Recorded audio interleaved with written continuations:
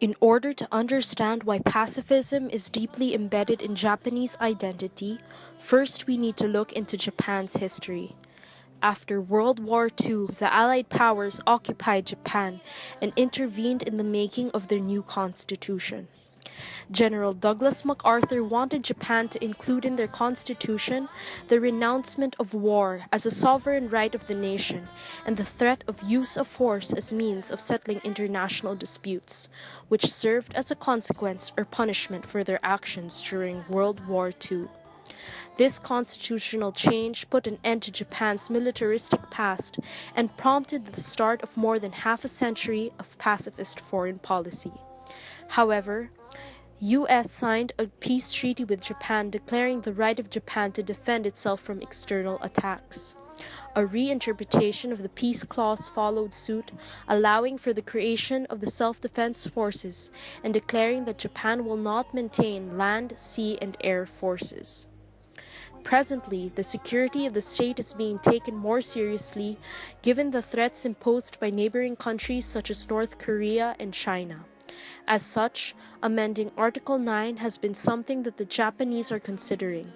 In 2014, Prime Minister Shinzo Abe approved a quote-unquote reinterpretation of the peace clause, allowing the SDF to aid its allies during war. There was a shift from self-defense to collective self-defense. However, the passage of the bill has earned negative views from the Japanese citizens and the other countries alike. Therefore, the following questions arise. Why would Japan reconsider their participation in foreign wars? What are the implications of shifting from self-defense to collective self-defense? We can see three views on pacifism reflected in these changes on the military sector. Firstly, we have the revisionist politicians, or those on the pro-amendment side. Revisionist politicians believe that Japan should restructure their military for them to achieve autonomous self-defense. Secondly, we have the pacifist left. They want Japan to be a peace nation. They believe that it is the mission of the state to be a model of peace due to its experience in warfare. Instead, they depend on international public opinion, diplomacy, and passive resistance. In this sense, they adhere to Article 9 in its strictest form. Lastly, we have the Yoshida Doctrine by Prime Minister Yoshida Shigeru. This is a political conciliation between the two opposing views on pacifism. Japan's Ministry of Defense describes its policy as an exclusively defense-oriented policy. This means that the SDF can only build up capabilities that are limited to self-defense. Generally, they maintain internal peace and stability within the country. They rely on the U.S. for external security, wherein they deal with external aggression through different security arrangements with the Japanese, mainly from China and North Korea. Not only that, the Japan-US relationship also enables Japan to pursue industrialization and economic development which benefited Japan. Because of Japan's long-time dependence on the U.S., it wants to become increasingly independent in the event of threats to its sovereignty and security. Japan aspires to be able to have a more equal security relationship with the United States. In line with this, Japan is also opening and strengthening ties with other nations in East and Southeast Asia, which gives rise to proactive pacifism, or proactively contributing to peace, as defined by the National Defense Guidelines of 2013. Japan wants to promote its own security and peace while at the same time ensuring the peace and stability of the region. However, Japan's decision to shift has been affected by both internal and external factors. This can be seen as the international system affects the decisions of the Japanese domestic bodies, which in turn affects the state's behavior in the international arena. The main external actors are the United States, China, and North Korea, and the main internal actors are Shinzo Abe, the National Diet, and the Japanese public.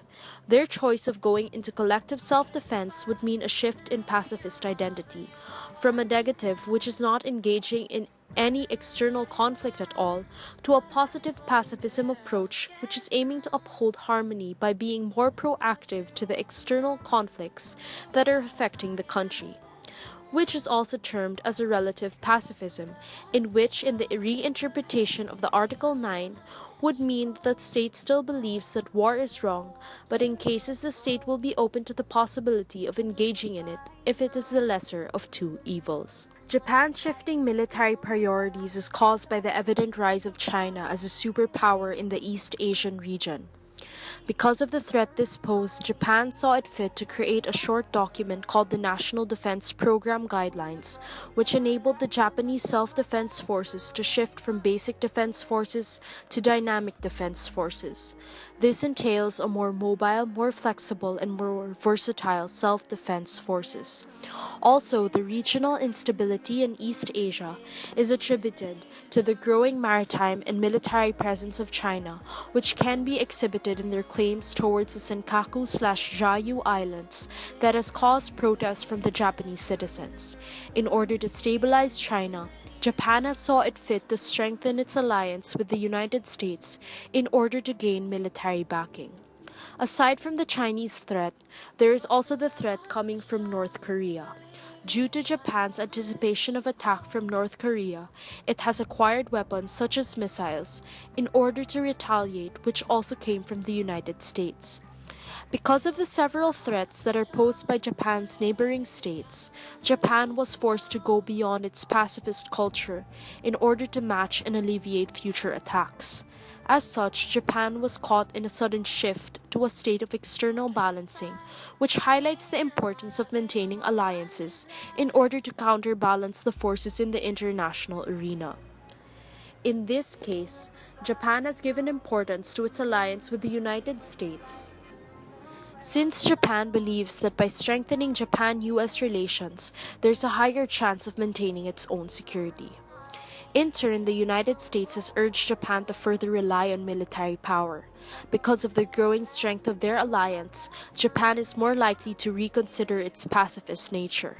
However, the relationship between Japan and US is one of skepticism and doubt from Japan towards the United States. Due to the economic and military dependence of US and China on each other, US does not have a firm stance towards China. This uncertainty has caused a sense of distrust in the part of Japan. As such, Japan, specifically Prime Minister Shinzo Abe, has seen it appropriate to take measures towards its own security, starting with the legitimization of the Japanese self-defense forces as a military entity.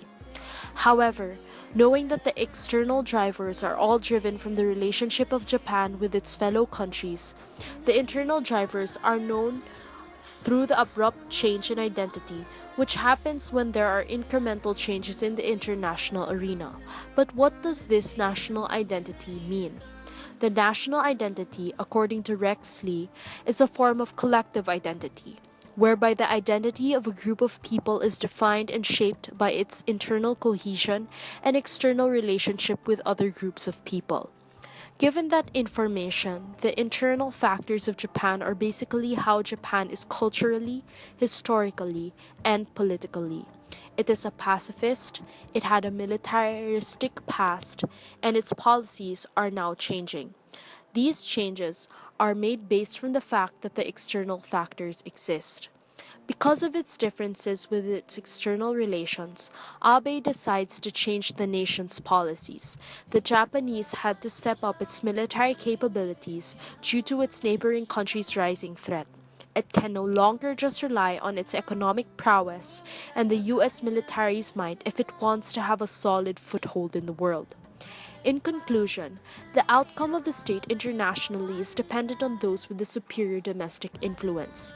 The state would like to retain their identity as a global pacifist state in the international arena, but may be suspected to become a hegemon. Japan's current military strategy is to maintain a degree of alliance with the US and create close alliances with neighboring states so as to stabilize its rise in the international arena.